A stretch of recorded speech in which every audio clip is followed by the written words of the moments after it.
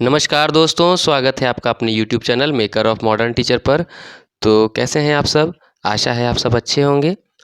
पिछली कक्षा में हमने हमारा गौरव यानी कि कक्षा 6 के लिए जो इतिहास की पाठ्य पुस्तक है इसकी श्रृंखला को शुरू किया।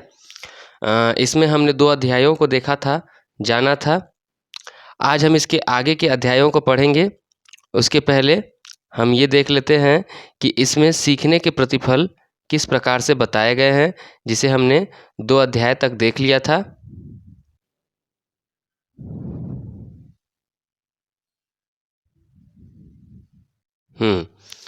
आज हम सीखने के प्रतिफल में कक्षा चैप्टर 3 यानी कि आरंभिक चरवाहे, किसान एवं चरवाहे, इनके बारे में जानते हैं।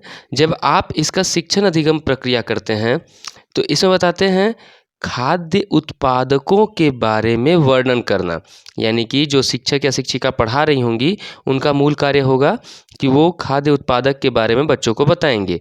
भारत के बाहर जिन क्षेत्रों के साथ भारत के संबंध थे, ऐसे महत्वपूर्ण स्थानों, पुरा स्थलों को मानचित्र पर अंकित करना, ये सारी प्रक्रियाएं जो शिक्षक शिक्षिका करेंगे। और बच्चे इनसे क्या सीखेंगे? सीखने का प्रतिफल क्या मिलता है कि प्रारंभिक मानव संस्कृतियों की विशिष्ट विशेषताओं को पहचानने पाते हैं। बच्चे इन अधिगम प्रक्रियाओं के फलस्वरूप विशिष्ट उद्देश्य क्या है इस विषय का, सीखते क्या हैं कि वह प्रारंभिक मानव संस्कृति की विशेषताओं को जानते हैं, पहचानते हैं, उनके विकास के बारे में बात करते हैं और प्राचीन काल के दौरान वे व्यापक बदलावों की व्याख्या करते हैं कि जैसे कृषि की शुरुआत कैसे हुई होगी। और इसका चौथा चैप्टर है आरंभिक नगर। अगर प्रारंभिक मानव बस्तियों तथा हड़प्पा सभ्यता के भौतिक अवशेष संस्कृतियों के बीच निरंतरता की चर्चा करना, ये शिक्षण अधिगम प्रक्रिया हो जाएगी। और हड़प्पा सभ्यता का भारत के बाहर जिन क्षेत्रों के साथ भारत के संबंध में थे उनकी चर्चा करना, जैसे मेसोपोटामिया, इसका हड़प्पा सभ्यता के साथ कैसे संबंध था। अब इसी के बारे में अगर इसमें उद्देश्य के रूप में, प्रतिफल के रूप में क्या मिलेंगे? प्रारंभिक मानव संस्कृतियों की विशिष्ट विशेषताओं को पहचान पाते हैं और उनके विकास के बारे में बात करते हैं। प्राचीन काल के दौरान हुए बदलावों की व्याख्या करते हैं। सिंधु नदी के किनारे के आरंभिक शहर आदि और एक स्थान पर हुए बदलावों को दूसरे स्थान पर हुए बदलावों के साथ जोड़कर देखते हैं। देखिए, शिक्षण अधिगम प्रक्रिया जो है इसे आप सामान्य उद्देश्य के अंतर्गत रख सकते हैं और जो संबंधित सीखने का प्रतिफल है यह आपका विशिष्ट उद्देश्य हो गया। तो ये हो गए आपके सीखने के प्रतिफल। अब हम जो है ना इसमें आज के चैप्टर पर आते हैं। आज का चैप्टर है हमारा चैप्टर 3।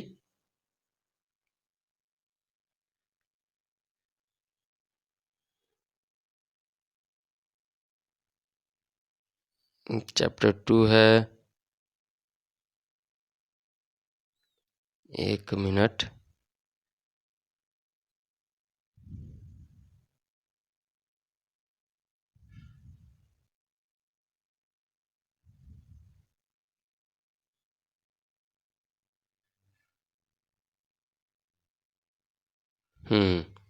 चैप्टर 3। चैप्टर 3 क्या है? आरंभिक किसान एवं चरवाहे। देखिए, इस पाठ को आज हम लोग जानते हैं। अगर बात की जाए किसान, तो भारत एक कृषि प्रधान देश है, जैसा कि हम सब जानते हैं। यहाँ की लगभग 65% आबादी जो है कृषि कार्य में संलग्न है। अगर कहा भी जाए तो आप अर्थशास्त्र पढ़ेंगे तो उसमें जानेंगे कि अगर आय का सबसे बड़ा प्राथमिक क्षेत्र है कोई, तो वह कृषि है। आखिर कृषि की उत्पत्ति कैसे हुई, इस पाठ में इस बारे में बच्चों को सिखाना है कि कृषि कैसे भारत में इतना प्रचलित हुआ। आज हम कृषि या पशुपालन का जो स्वरूप देखते हैं वह हमेशा से ऐसा नहीं रहा है। मनुष्य ने अपनी उत्पत्ति काल से एक लंबे समय तक शिकारी जीवन व्यतीत किया है। हमने शुरू में पढ़ा था कि मानव जब शुरू में धरती पर आया तो वह आखेटक था, शिकारी था। धीरे धीरे जब उसने एक स्थान पर रहना शुरू किया तब वह खाद्य संग्राहक बना और खाद्य संग्राहक बनने के लिए ही वह एक स्थान पर ठहरने लगा। उस समय वह झुंड में रहता था, झुंड में पुरुष स्त्री बच्चे रहते थे। माने पुराने ज़माने का बात कहा जा रहा है, पाषाण काल के समय का। कृषि की उत्पत्ति हम कब देखते हैं? नवपाषाण काल में देखते हैं। इतिहासकारों ने उन लोगों को आठखेटक और खाद्य संग्राहक कहा है। उनका जीवन आज से लगभग 10,000 वर्ष पहले तक ऐसा रहा। इसके बाद उन्होंने कृषि और पशुपालन करना सीखा। कृषि की शुरुआत के बारे में कहा जाता है कि जलवायु परिवर्तन से घास वाले मैदान बनने लगे और प्राकृतिक वनस्पति में बदलाव हुआ। इस क्रम में आदि मानवों ने देखा होगा कि कुछ पौधों के पकने के बाद उनके बीज डंठल से टूटकर गिर जाते हैं और कुछ समय बाद इनसे अंकुरित हो जाते हैं और नए पौधे उग जाते हैं। बाद में इन बीजों को एकत्रित करके वर्षा के दिनों में अपने गुफाओं के समीप बुआई, उचित देखभाल करना शुरू किए और वे पौधों को उगाते, बीजों को पकाते देखे। अब बीज बोने से फसल तैयार होने में वक्त लगता है, ये हम जानते हैं। कृषि की शुरुआत में बहुत बदलाव आया होगा। कहते हैं कि उचित देखभाल करनी पड़ती है और इसी कारण अब वे एक ही स्थान पर रहने का विचार करने लगे। तो इस प्रकार कृषि की शुरुआत नवपाषाण काल में कही जाती है। आपका क्वेश्चन यहाँ बनता है। दूसरा है, पशुपालन की शुरुआत कैसे हुई होगी। आपने अभी पढ़ा कि जब जलवायु परिवर्तन हुआ तो घास के मैदान बढ़ने लगे और घास खाने वाले जानवरों की संख्या बढ़ने लगी और इससे क्या होगा, मानव अपने घरों के आसपास चारा रखकर इन जानवरों को आकर्षित करने लगा होगा और इन जानवरों को फिर पालतू बनाना सीखा होगा, इनसे काम करवाना सीखा होगा और सबसे पहला जंगली पालतू जानवर कौन बना? कुत्ता, जिसे मनुष्य का सबसे वफादार मित्र भी कहा जाता है। अगर पशुपालन का उनके जीवन में गहरा प्रभाव पड़ा, धीरे धीरे क्या हुआ, आपको इस पशुपालन का या मनुष्य के कुत्ते के साथ संबंध का एक सबसे अच्छा साक्ष्य मौजूद होता है, मिलता है बुर्जहोम। कश्मीर के बुर्जहोम में प्राप्त कब्रों में पालतू कुत्ते को मालिक के साथ दफनाए जाने का साक्ष्य। यह क्वेश्चन सीधे सीधे पूछता है कि किस स्थल से, किस पुरातात्विक स्थल से मनुष्य को पशु के साथ यानी कि कुत्ते के साथ दफनाए जाने का साक्ष्य मिलता है, तो कश्मीर के बुर्जहोम से। पहिए का आविष्कार, आदिमानव ने गोल पेड़े के तने को लुढ़कते देखा होगा, फिर धीरे धीरे उसने बना दिया होगा, उसी से चक्का यानी पहिया बनाने का प्रेरणा मिला और पहिया के बाद उसने मिट्टी के बर्तनों को बनाना शुरू किया। पहिए का आविष्कार भी नवपाषाण काल में हुआ था। तीसरा क्वेश्चन दिख रहा है आपको, नवपाषाण काल। अब आगे बात करें आरंभिक गांवों की स्थापना। जब कृषि की खोज हो गई, पशुपालन की खोज हो गई, आग की खोज हो गई, पहिए की खोज हो गई, तो मनुष्य एक स्थान पर, जगह पर घर बना करके रहने लगा। और जो पहले के घर बने थे वो मिट्टी के बने थे, तो कुछ लोग जमीन के अंदर घर बनाते थे जिन्हें गर्तवास कहते थे। गर्तवासों के भी साक्ष्य मिले हैं दो स्थान पर, बुर्जहोम और गुफकराल। ध्यान दीजिएगा, बुर्जहोम और गुफकराल से गर्तवास के साक्ष्य मिले। गर्तवास क्या होते थे? जमीन के नीचे बनाए जाने वाले घर। लोगों के द्वारा एक जगह पर रहकर पौधों को उगाने एवं जानवरों को देखभाल करने की प्रक्रिया को बसने की प्रक्रिया कहा जाता है। ये सब समझ गए। बसने की प्रक्रिया लगभग 12,000 साल पहले शुरू हुई होगी, जो अभी भी चल रही है। पूरा स्थल जम्मू कश्मीर में स्थित हैं। ये देखिए ही गर्तवास, जमीन के नीचे रहने वाले। प्रायः उन लोगों का घर छोटा होता था, लेकिन कहीं कहीं बड़े घर होते थे। ऐसे बड़े घर वाले 4 या अधिक कमरे वाले घर मेहरगढ़ में पाए गए हैं। पुरातत्वविदों को इन घरों के अंदर और बाहर आग जलाने की सामग्री मिली है। कई जगहों से पत्थर के औजार मिले हैं, लेकिन ये औजार पूरा पाषाण काल के औजार की तुलना में अच्छे औजार थे। अतः इस काल को नवपाषाण काल, नियोलिथिक, ठीक है ना, नियोलिथिक काल भी कहा जाता है। इस काल के प्रमुख औजार प्रस्तर, कुल्हाड़ी, बेधक, बसुली, खुर्ची आदि थे। कहीं कहीं हड्डियों के बने औजार भी मिले हैं। नवपाषाण काल के लोग जनजातियों के रूप में रहते थे, तो कह सकते हैं कि जनजातियों का विकास किस पाषाण काल से शुरू हुआ है?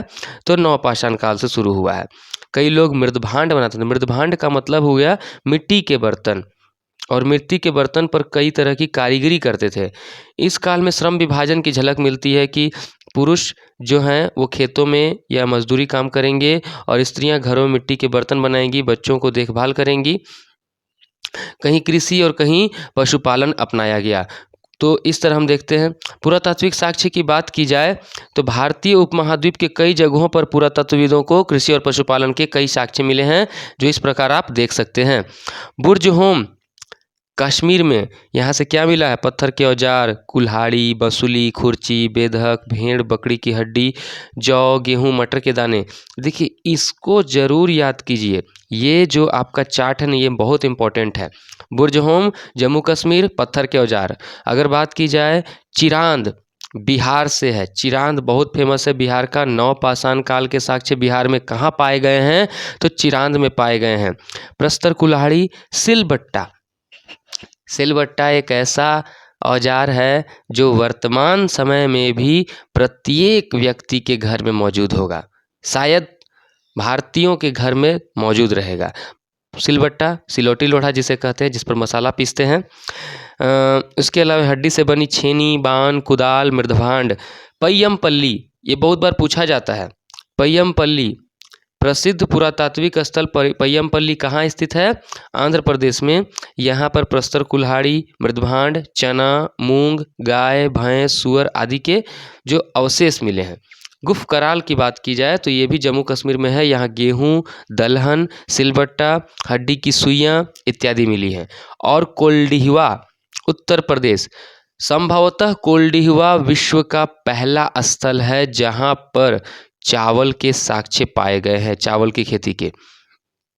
अब आगे है झारखंड के सिंहभूम जिला अंतर्गत कई पुरातात्विक स्थलों के अन्वेषण के फलस्वरूप पाषाण कालीन पुरा अवशेष प्राप्त हुए हैं, जिससे प्रतीत होता है कि मानव इस काल में भी इन क्षेत्रों में निवास करता था। यहाँ देखिए बहुत इंपॉर्टेंट, मोस्ट इंपॉर्टेंट, एकदम नोट डाउन कर लीजिए। सिंहभूम जिला के लोटा पहाड़, कहाँ पर? सिंहभूम जिला के लोटा पहाड़ नामक स्थान से मध्य पाषाण कालीन खुरचनी, बेतनी व बेधक प्राप्त हुए हैं। बारूडीह, संजय एवं सोन नाला के संगम पर, दो नदियाँ संजय नदी एवं सोन नाला नदी के संगम पर बारूडीह में उत्खनन के फलस्वरूप नवपाषाण कालीन मृदभांड के टुकड़े और प्रस्तर के कुल्हाड़ी और हथौड़ी प्राप्त हुए हैं। बारूडीह से 3 किलोमीटर पूर्व डुगनी से नवपाषाण कालीन कुल्हाड़ी एवं मृदभांड प्राप्त हुए हैं। बोलगारा के निकट बानघाट से नवपाषाण काल की 5 प्रस्तर कुल्हाड़ियाँ, 4 वलय प्रस्तर, 1 प्रस्तर की थापी और काले रंग की मृदभांड के टुकड़े प्राप्त हुए हैं। कौन कौन सा जगह बोले? ध्यान दे दीजिए। सिंहभूम जिला का लोटा पहाड़, पश्चिमी सिंहभूम की बात की जा रही है। चाईबासा, पश्चिमी सिंहभूम जिला का लोटा पहाड़। बारूडीह का बारूडीह स्थान पर संजय नदी और सोननाला नदी के संगम पर उत्खनन के फलस्वरूप जो मिला है। और बारूडीह से 3 किलोमीटर पूर्व डुगनी से नवपाषाण कालीन कुल्हाड़ी और मृदभांड प्राप्त हुए हैं। अब बोलगारा के निकट बानघाट से नवपाषाण काल के अवशेष प्राप्त हुए हैं। तो इस प्रकार हमने देखा झारखंड से भी महत्वपूर्ण पुरातात्विक स्थल हैं। एक बार हम लोग थोड़ा मेहरगढ़ के बारे में पढ़ लेते हैं। मेहरगढ़ को क्या कहा जाता है? मेहरगढ़ वर्तमान पाकिस्तान के बलूचिस्तान में स्थित है। यह बोलन नदी घाटी के किनारे एक हरा भरा समतल स्थान है। कहाँ पर है? बोलन नदी घाटी। यहाँ खेती के प्रमाण के रूप में गेहूँ एवं जौ के अवशेष, पशुपालन के प्रमाण के रूप में भेड़ बकरी के जीवाश्म, पत्थर की कुल्हाड़ी, छेनी व चक्की, हड्डियों से बने औजार एवं सुई तथा मृदभांड के अवशेष मिले हैं। मेहरगढ़ से प्राचीनतम बस्ती एवं इसके अलावा कच्चे घरों के चौकोर तथा आयताकार अवशेष भी मिले हैं। ध्यान दीजिएगा, मेहरगढ़ बहुत इंपॉर्टेंट रहा है, ठीक है ना। यहाँ से जौ के अवशेष, गेहूं के अवशेष, चावल के अवशेष नहीं है मेहरगढ़ में, ध्यान दीजिएगा। पशुपालन के प्रमाण भी मिलते हैं यहाँ पर, कई प्रकार के अवशेष भी मिलते हैं। और यहाँ जो है कुछ गर्तवास वाले बड़े बड़े कमरों वाले घर भी मिले हैं, अनाज भंडारण करने वाले घर भी मिले हैं। और ये घर ईंट व मिट्टी के बने होते थे। मेहरगढ़ में लोग संगठित ग्रामीण जीवन व्यतीत करते थे। यहाँ कई कब्रों से जानवरों की हड्डियाँ एवं सामानों के अवशेष प्राप्त हुए हैं। इससे प्रमाणित होता है कि मेहरगढ़ में मृतक को उसके पालतू जानवर एवं खाने पीने की चीज़ों के साथ दफनाया जा सकता था। ऐसा क्यों होता था कि मृतकों को उनके खाने पीने की या ज़रूरत की चीज़ों व उनके पालतू जानवरों के साथ दफनाया जाता था? कारण वे लोग ऐसा मानते थे कि मृत्यु के बाद भी जीवन होता है। कोल्डिहवा के संबंध में थोड़ी चर्चा कर लेते हैं। यह उत्तर प्रदेश के बेलन घाटी, देखिए ध्यान दीजिएगा, मेहरगढ़ बोलन नदी घाटी है, ये बेलन घाटी। बेलन घाटी का एक विकसित पुरातत्व स्थल है और औजार के रूप में यहाँ अच्छी तरह से चमकाए गए कुल्हाड़ियाँ, चक्कियाँ आदि मिले हैं।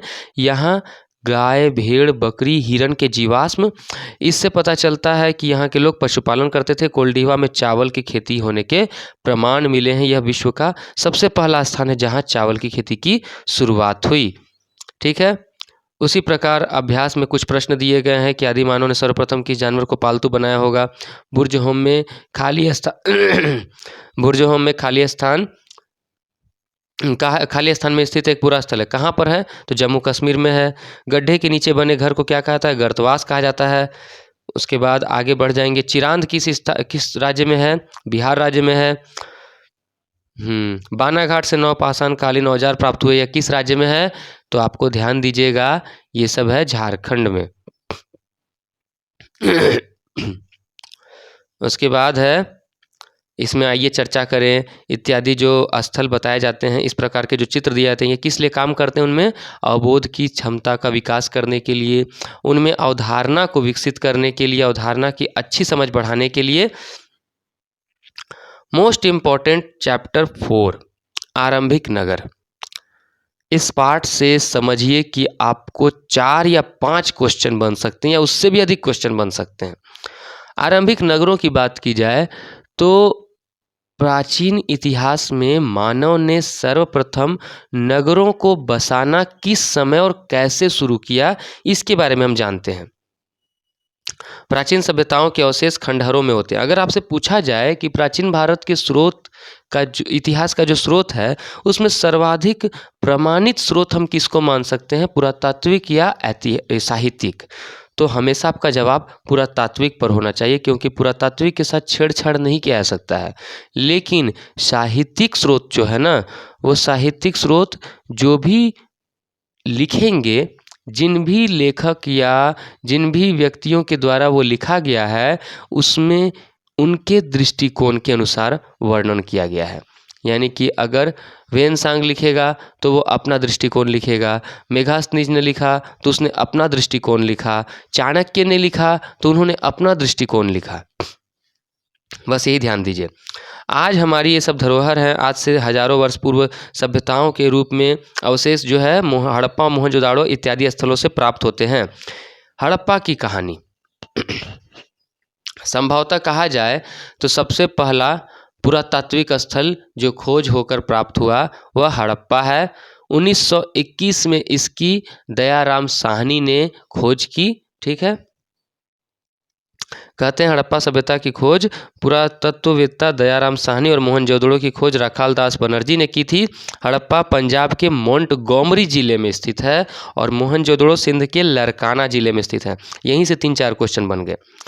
अगर कहा जाए, दोनों अभी वर्तमान पाकिस्तान में है, इनका अगर विस्तृत क्षेत्रफल बोला जाए तो उस समय जो अभी तक ज्ञात है 12,99,600 वर्ग किलोमीटर।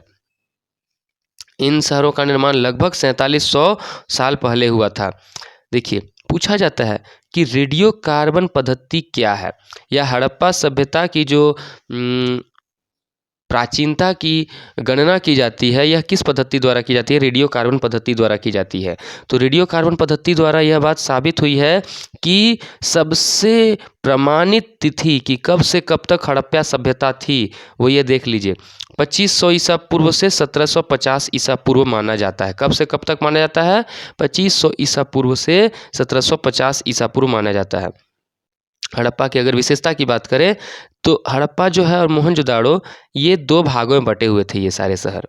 इनमें एक पश्चिमी भाग होता था और एक पूर्वी भाग होता था।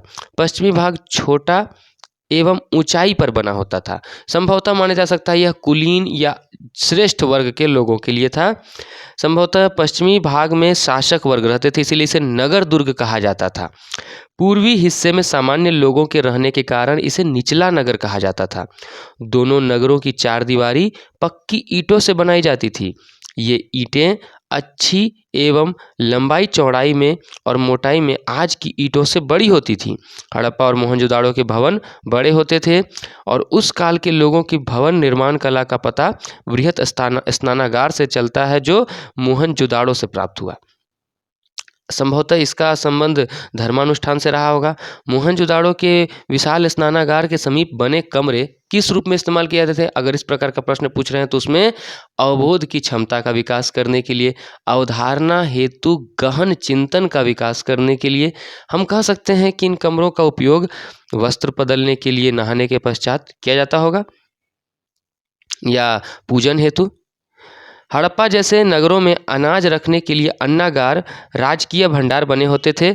इनमें संभवतः जनता से कर के रूप में वसूल किया गया अनाज रखा जाता था। अन्नागार कोठी हड़प्पा सभ्यता के महत्वपूर्ण भवन हैं। इनके रख रखाव की व्यवस्था राज्य के पदाधिकारियों द्वारा की जाती थी। अब इसी प्रकार का एक और स्थल है कालीबंगा। कालीबंगा राजस्थान में एक कुएं के समीप 7 आयताकार बेदियां एक पंक्ति में मिली हैं। यानी कालीबंगा में एक कुआं के समीप 7 आयताकार बेदियां मिली हैं। इससे पता चलता है कि लोग धार्मिक विश्वास करते थे। हो सकता है यह यज्ञ की बेदियां हों। लोथल में 3 बर्तन के टुकड़ों पर सर्प की आकृति मिली है। ध्यान दीजिएगा, ये क्वेश्चन सीधे बनता है कि 3 बर्तन के टुकड़ों पर सर्प की आकृति कहाँ से मिली है? लोथल में। और लोथल कहाँ पर है? आपको गुजरात में है। यह एक बंदरगाह था। अगर कहा जाए तो हड़प्पा सभ्यता के समय का इकलौता बंदरगाह लोथल रहा था, गोदीवाड़ा। इससे पता चलता है कि लोग नागराज की पूजा करते थे। ठीक है, नागराज की पूजा का साक्ष्य कहाँ से मिलता है? लोथल से मिलता है। हड़प्पा सभ्यता की खासियत यह भी थी कि वहाँ की इमारतें 2 या 3 मंजिला होती थी। घरों में आंगन होता था। आंगन के चारों ओर घर बने होते थे जिसका दरवाजा आंगन में खुलता था। आंगन से हर घरों के पानी के निकास के लिए नलियां बनी होती थी जो सड़क किनारे बनी सार्वजनिक नलियों में मिलती थी। इस तरह शहर का पानी मुहल्ले से बाहर निकल जाता था। शहरों में किसी तरह की गंदगी दिखाई नहीं पड़ती थी। हर मुहल्ले में पक्की सड़कें बनी होती थी। सड़कों की बनावट ऐसी थी कि जहां चौराहा होता था वहां सड़कें 90 डिग्री के समकोण की तरह दिखाई पड़ती थीं। इसी को ग्रिड सिस्टम या ग्रिड प्रणाली कहते हैं। हड़प्पा सभ्यता की सबसे प्रमुख विशेषता उसकी नगर नियोजन प्रणाली ग्रिड पद्धति को माना जाता है। वर्तमान में ईंटों की जुड़ाई के लिए सीमेंट, बालू, कंक्रीट का प्रयोग करते थे। हड़प्पा में ईंटों की जुड़ाई कैसे होगी? उसमें होती होगी गारे से, मिट्टी से। नगरीय जीवन की बात करें तो हड़प्पा एक विकसित नगर था। अधिकतर लोग शहरों में ही रहना पसंद करते थे। शासकों के महल बड़े सुंदर बने होते थे। महलों के निर्माण के लिए धातु, कीमती पत्थर एवं अन्य उपयोगी चीजें दूसरी जगहों से मंगवाए जाते थे। शासक वर्ग के लोग मनकों, हार, सोने चांदी से बने आभूषणों का प्रयोग शौक के लिए करते थे। नगरों के लिपिक, कलाकार, स्वर्णकार और शिल्पकार लोग भी रहते थे। लिपिक वर्ग के लोग लेखा संबंधी कार्यों का निष्पादन करते थे। शिल्पकार लोग सिक्कों की ढलाई तथा कलाकार नक्काशी का काम करते थे। व्यापारी वर्ग के लोग नगरों के अलावा दूर दूर तक व्यापार करते थे। देखिए, ये है हड़प्पा कालीन अवशेष। ठीक है ना, हड़प्पा कालीन अवशेष इसको माना जा सकता है यह जो है स्नानागार है, महान स्नानागार। इस क्रम में दूसरी जगह से वस्तुओं का आदान प्रदान भी होता रहा था। हड़प्पा कालीन सभ्यता के लोग गांवों में भी रहते थे। गेहूं, धान, मटर, चना, तिल, सरसों इत्यादि फसल उगाते थे और उसको बाजार में बेचते थे। हल बैल का प्रयोग करते थे। बैलगाड़ी का प्रयोग किया जाता था। शिल्पकारी कला भी अगर कही जाए तो हड़प्पा संस्कृति की खुदाई से कई चीज़ें प्राप्त हुई हैं, जैसे पत्थर, शंख, तांबे, कांसे, सोने, चांदी जैसी धातुएं, तांबे और कांसे के औजार, हथियार, गहने, बर्तन। इन पर सुंदर नक्काशी होती थी। मन के हार, बाट और फलक को सुंदर ढंग से सजाया जाता था। ये सब वस्तुएं मिली हैं। आग में पके मिट्टी के बर्तनों को टेराकोटा कहा जाता है। देखिए, ये क्वेश्चन बहुत इम्पोर्टेंट रहता है। ठीक है ना, टेराकोटा का क्या अर्थ है? टेराकोटा का अर्थ है आग में पके मिट्टी के बर्तन। खाली मिट्टी के बर्तन ऑप्शन में रहेगा तो उसको नहीं टिक करेंगे। हड़प्पा काल में प्रचलित बाट का चित्र है। अगर बोला जाए कि हड़प्पा काल के जो बाट हुए करते थे, यानी कि तराजू तोलने के लिए जो बटखारे, उन्हें किससे बनाया जाता था? चर्ट पत्थरों से बनाया जाता था। चर्ट पत्थर। अगर बात की जाए तो मनके या हार जो मिलते हैं वो मनके कार्निलियन पत्थरों से बनाए जाते थे। ये 2-3 क्वेश्चन है, ध्यान दे करके लिखिएगा कि बाट चर्ट पत्थरों से बनाए जाते थे और मनके जो थे वो कार्निलियन पत्थरों से बनाए जाते थे। पत्थरों को काटकर तराशा गया, मनकों के बीच में छेद किया गया, माला बनाई गई। मोहनजोदाड़ो से बुने हुए सूती कपड़े का टुकड़ा मिला है। ध्यान दीजिएगा, किस बात से यह साक्ष्य मिलता है कि मोहनजोदाड़ो में सर्वप्रथम सबसे पहले विश्व में कपास की खेती हुई होगी। यानी कि हड़प्पा सभ्यता ही जो है वो आपको सर्वप्रथम कपास की खेती का साक्ष्य यहीं से मिलता है। वह मोहनजोदाड़ो में एक बुने हुए सूती कपड़े का टुकड़ा मिला है। इस समय सूती एवं वस्त्र बुनाई उद्योग विकसित पर था। कताई के लिए तकलियों का प्रयोग होता था। तो हो गया मुहर और मुहरबंदी। एक स्थान से दूसरे स्थान पर भेजने के लिए कोई भी चीज़, जब देखते हैं परीक्षा हॉल में जब परीक्षा आता है, पेपर आता है, तो वह एक लिफाफे में बंद रहता है और लिफाफा पर मुहर बंद रहता है। इससे पता चलता है कि वो लिफाफा के साथ कोई छेड़छाड़ नहीं हुआ है। अगर सील टूटा रहा तो मतलब कि बंद खोला गया है या छेड़छाड़ हुआ है। तो मुहर बंद होता था। मुहर का कई तरह का साक्ष्य मिला है। देखिए, लोथल का बंदरगाह, किसी खास चीज़ को बनाने के लिए खास प्रशिक्षण प्राप्त व्यक्ति को विशेषज्ञ कहते हैं। देखिए, यह पुजारी की मूर्ति मिली है। मोहनजोदड़ो से जो पुजारी की मूर्ति मिली है, मूर्ति का चेहरा बहुत आकर्षक तरीके से बनाया गया है। जिस समय हड़प्पा सभ्यता का विकास हो रहा था, विश्व की कुछ अन्य सभ्यताएं भी फली फूली, जैसे मेसोपोटामिया की सभ्यता। मेसोपोटामिया की सभ्यता किन नदियों के बीच में विकसित हुई थी? दजला और फरात, टिग्रिस और फैराट बोलते हैं। दजला और फरात नदियों के बीच एक सभ्यता विकसित हुई जिसे हम मेसोपोटामिया की सभ्यता कहते हैं। इसमें आधुनिक इराक, सीरिया, तुर्की और ईरान के क्षेत्र भी शामिल थे। इसे कांस्य युगीन सभ्यता का उद्गम स्थल कहा जाता है। तो अगर बोला जाए कांस्य युगीन सभ्यता का उद्गम स्थल किसे कहा जाता है, तो मेसोपोटामिया सभ्यता को कहा जाता है। मेसोपोटामिया का अर्थ क्या होता है? दो नदियों के बीच का स्थान। सैंधव निवासियों का विश्व के अन्य कई देशों के साथ भी व्यापारिक संबंध बना, जिसमें लोथल और अन्य सैंधव नगरों से मेसोपोटामिया की विविध वस्तुएं, खानदार, मनके, सेल खड़ी की बटन जो बनते थे ना, वो सेल खड़ी एक पत्थर होता है, उससे बनते थे। उस मेसोपोटामिया की खुदाई में हड़प्पा मूल की तांबे का श्रृंगारदान मिला। देखिए, ये क्वेश्चन पूछा जाता है, तांबे का श्रृंगारदान कहाँ से प्राप्त हुआ है? हड़प्पा का तांबे का श्रृंगारदान मेसोपोटामिया की सभ्यता में खुदाई से प्राप्त हुआ है। मेसोपोटामिया की एक इमारत का चित्र है। अब फ्योन्स को बालू या स्फटिक पत्थरों के चूर्ण को गोंद में मिलाकर बनाया जाता था। बाद में इस पर चिकनी परत चढ़ाई जाती थी। इस परत का रंग सामान्यतः नीला या हल्का होता था। फ्योन से निर्मित मनके, चूड़ियाँ, बाले और छोटे बर्तन मिले हैं। ठीक है।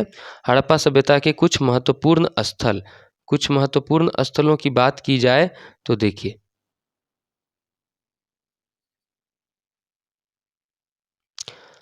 हड़प्पा स्थल जो है रावी नदी के किनारे दयाराम साहनी ने खोज की थी 1921 में, और वर्तमान में ये पाकिस्तान के मोंटगोमरी जिले में स्थित है। मोहनजोदड़ो की बात की जाए तो यह सिंधु नदी के किनारे राखालदास बनर्जी के द्वारा इसकी खोज की गई 1922 में, और पाकिस्तान के सिंध प्रांत के लरकाना जिले में अभी वर्तमान में स्थित है। अगर चन्हुदाड़ो की बात की जाए तो यह सिंधु नदी के किनारे गोपाल मजुमदार के द्वारा इसकी खोज की गई 1931 ईस्वी में, जो सिंध प्रांत पाकिस्तान में मौजूद है। अगर बात की जाए लोथल की तो लोथल भोगवा नदी के किनारे रंगनाथ राव के द्वारा इसकी खोज की गई 1955 एवं 1962 ईस्वी में 2 बार यहाँ पर खोज हुई है। गुजरात के अहमदाबाद जिले में है। ठीक है ना। रोपड़ पंजाब में, जो कि सतलुज नदी के किनारे यज्ञदत्त शर्मा के द्वारा 1953-1956 यहाँ खोज होते रहा, रोपड़ से मिला है। और उसके बाद कालीबंगा राजस्थान में घग्घर नदी के किनारे बीबी लाल एवं बीके अय्यर के द्वारा 1953 में। अगर बोला जाए कि सबसे नवीन हड़प्पा का सभ्यता का स्थल कौन सा खोजा गया है, धौलावीरा, जो गुजरात के कच्छ जिला में है। किसी नदी के किनारे नहीं है, कच्छ पूरा सूखा रेगिस्तान है, उस स्थान पर है। 1990-91 में रविंद्र सिंह बिष्ट के द्वारा इसकी खोज हुई। ये हम देख रहे हैं कुछ मोहर के चित्र हैं, पक्की मिट्टी के खिलौने हैं। अब इसके आगे कुछ प्रश्न हैं जो इस काल से संबंधित है। बृहत स्थानागार कहाँ मिला है, मेसोपोटामिया में सिंधु सभ्यता की कौन सी चीज़ें प्राप्त हुई हैं। तो ये सारे महत्वपूर्ण प्रश्न आपके लिए बन जाते हैं जो कि आरंभिक नगर पाठ से रिलेटेड है। अगली कक्षा में हम इसके आगे के अध्याय को देखेंगे। तब तक के लिए धन्यवाद।